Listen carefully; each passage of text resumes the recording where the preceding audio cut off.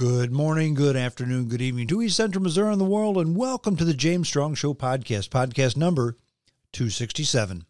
Thank you for joining us. Thank you for making us a part of your day. I appreciate it. This podcast was recorded on the evening of Thursday, May the 5th, from the James Strong studio in western St. Charles County. Well, I was thinking yesterday, I need to do a podcast, but I'm busy this weekend. I'm busy on Saturday. I'm busy on Sunday. And Saturday mornings is normally the time that I do a podcast, okay? But if I'm going to be busy on Saturday and I'm going to be busy on Sunday, and then I'm out of town on business all next week, it will be the following Saturday before I get a chance to do a podcast. Now, it's not like I haven't missed podcasts in the past. I have. Sometimes I've missed one, and sometimes I've doubled up. Sometimes I've not doubled up. I do one a week or so, but we don't do 52 a year, if you know what I mean. So in actuality, if I miss a podcast every now and then, no big deal. Felt it was a big deal this time, and I'll tell you why. Last Saturday's podcast, I put a lot of work into it. I thought it was something I really wanted to do because there was information out there I wanted you, dear listeners, to know. But even the title was not exactly upbeat. The title was "The New York Times Says God is Dead and the War Has Begun." And it was about the real possibility of nuclear war linked to Russia and this war in the Ukraine. Not the most light of topics, okay? I will tell you from a rating standpoint, it's gotten as good a ratings as the other ones. Not as good as some. And you ask yourself, well, Strong, which ratings get the best? The ones that are upbeat, the ones with good guests, or the ones about UFOs or skinwalkers or Bigfoot. Those tend to be the podcasts that get the best results, okay? This one didn't get bad results, but it didn't get good results. But to say that the topic was a downer, yeah, nuclear war, the real possibility of nuclear war is not exactly an upbeat topic. So I didn't want to go a full 2 weeks with that being the last podcast that I did for a while. I didn't want anybody saying, okay, let's look at Strong's last podcast. Oh, it's the end of the world. Isn't that special? So I thought to myself, well, I need to do a podcast. I need to do one that's upbeat, positive, that'll make people walk away with a smile on their face. So what could that be? Well, it couldn't be the stock market because today the stock market totally tanked. The NASDAQ was down 5%. The Dow and the S&P was down over 3%. So you can't talk about that. You can't talk about inflation. What can we talk about that's going on? How about the weather? No, it's rained for the last 2 days. Okay, 3 days. What can we talk about that's positive?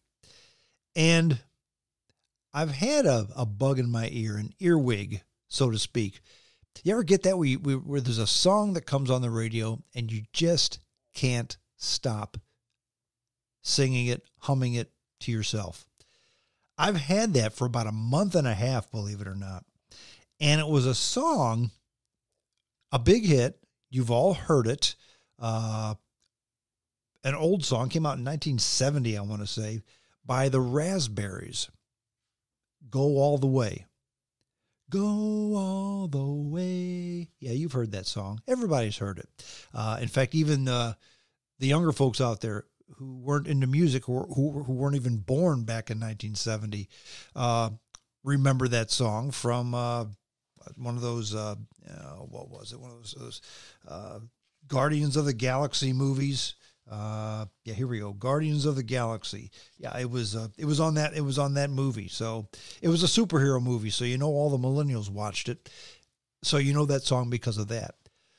But the Raspberries, the front man, the lead singer, the best musician, the guy who played all the instruments at one time or another and wrote all the music and all the lyrics, was a guy who you've also heard of.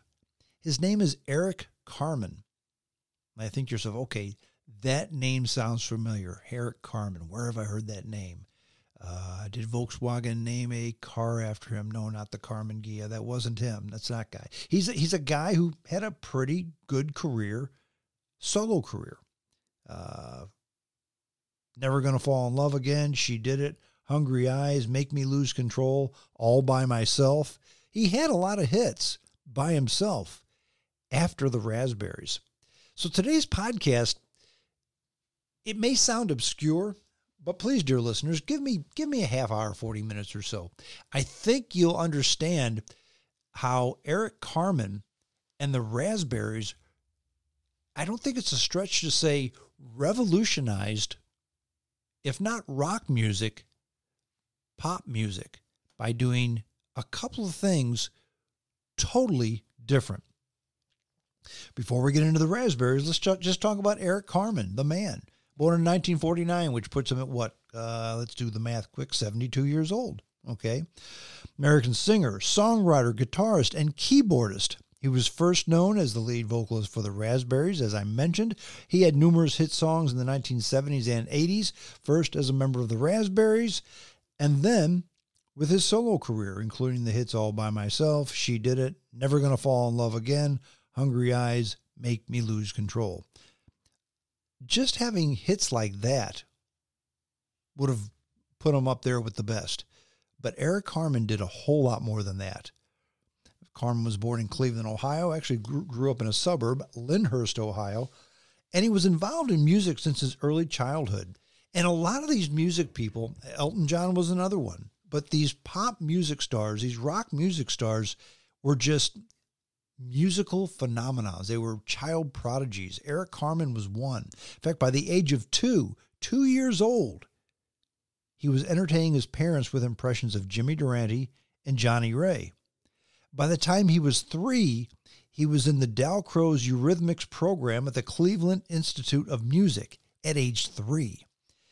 At 6 years old, he took violin lessons from Muriel Carman, who was the violinist for the Cleveland Orchestra. That was his aunt. By the time he was 11, he was playing piano and dreaming about writing his own songs. By the time he was a sophomore in high school, Carman was playing piano and singing in rock bands. He's a classically trained pianist. He wanted to play the guitar, and he became a self-taught guitarist because at age 15, he started guitar lessons, but when his teacher's approach didn't fit what Carman wanted, he quit and taught himself. How did he do it, you ask? He bought a Beatles chord book and studied guitar for the next 4 months. Taught himself to be an accomplished guitarist. The guy was just a musical prodigy. I'm not going to say genius because that word is overused, but think about it. If he was enrolled in the Dalcroze Eurythmics program by the time he was 3, that tells you something, okay? I mean, most 3-year-olds are still struggling to walk. This guy was in a musical program already. Now, Carman became serious about being a musician while he was attending John Carroll University. He joined a band called Cyrus Erie, which recorded several commercially unsuccessful hits for Epic Records. Cyrus Erie guitarists Walter Bryson had been playing with friends Jim Bonfanti and Dave Smalley in one of Cleveland's more popular bands called The Choir, which scored a minor hit called It's Cold Outside. But now, when Cyrus Erie and The Choir disbanded at the end of the 1960s, Carman, Bryson, Bonfanti, and Smalley teamed up to form the Raspberries, a rock and roll band who were among the chief exponents of the early 70s power pop style. More on that later, the Raspberries and the power pop style. But let's talk a bit about Carman, a little more about Carman then, shall we? After the Raspberries, Carman's first 2 solo singles were chart hits in 1976. The Raspberries disbanded in 1975. Both of these hits were around themes by Sergei Rachmaninoff. I'm going to repeat that. Both of Carman's first 2 solo singles were based on themes by Sergei Rachmaninoff. Yeah, that Rachmaninoff, the classic music composer. Now, the first of these singles, All by Myself, you've heard that song, All by Myself. I'm a terrible singer, but you get the picture. That was based on Rachmaninoff's Piano Concerto No. 2, and hit number 2 in the United States. It hit number 2 in the United States and number 12 in the United Kingdom. It sold over 1 million copies and was awarded a gold disc. The following single, Never Gonna Fall in Love Again, you remember that one, was based on the main theme of the slow movement of Rachmaninoff's Symphony No. 2. Hit number 11 on the Billboard Hot 100 and number 1 hit on the Adult Contemporary chart.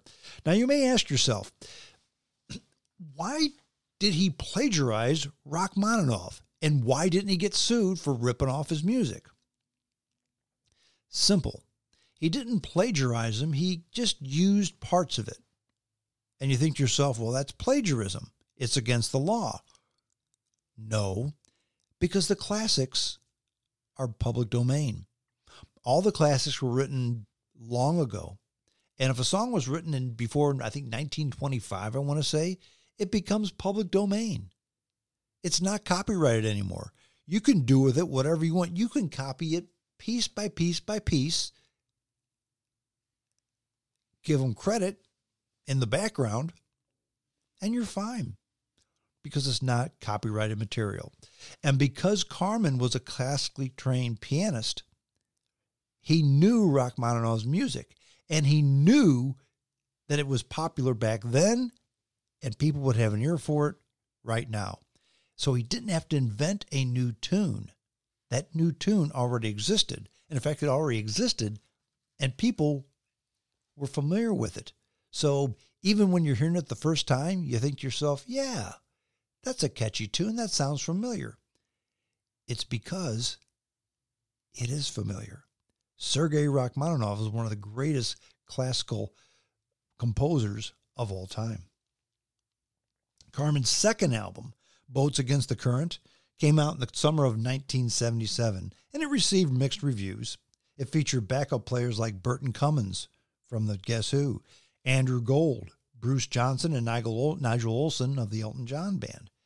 Now, that album spent 13 weeks on the Billboard album chart, peaking at number 45. It also produced the top 20 single, She Did It. The title track was later covered by Olivia Newton-John on her Totally Hot album. The third single, taken from the album Marathon Man, became his first solo single not to hit the Billboard Top 100 chart. However, Sean Cassidy, that's Sean Cassidy, made the top 10 with Carman's Hey Deanie. In fact, for several weeks in the fall of 1977, Carman had 3 compositions charting concurrently on the Billboard Hot 100, 2 of Sean Cassidy's and his own She Did It. So not only was Carman a talented songwriter for his own music and a talented musician as well, but he was writing music that others were using and having success with it as well. Eric Carman followed up with 2 more albums. The single Change of Heart broke into the pop top 20 and reached number 6 on the Adult Contemporary back in late 1978, with this hit also being covered by Samantha Sang on her Emotion LP. But in 1980, after the release of the album Tonight You're Mine and the single It Hurts Too Much, Carman temporarily withdrew from the music industry. He'd had enough. 4 years later, however, he resurfaced on Geffen Records in 1985 with a second self-titled album and a sizable comeback hit, I Want to Hear It From Your Lips. The single hit the Adult Contemporary Top 10 as well as the Pop Top 40. The follow-up single, I'm Through with Love, also climbed to the Billboard Top 100 and reached top 20 on the Adult Contemporary chart. Another track from the album, Maybe My Baby, later became a country hit for Louise Mandrell, reaching number 8 on the Billboard's Hot Country Songs chart. I Want to Hear It From Your Lips was also covered by Barbara Mandrell. It didn't peak as well as the first one, but it still was a hit on the country charts. Now, in 1987, Carman's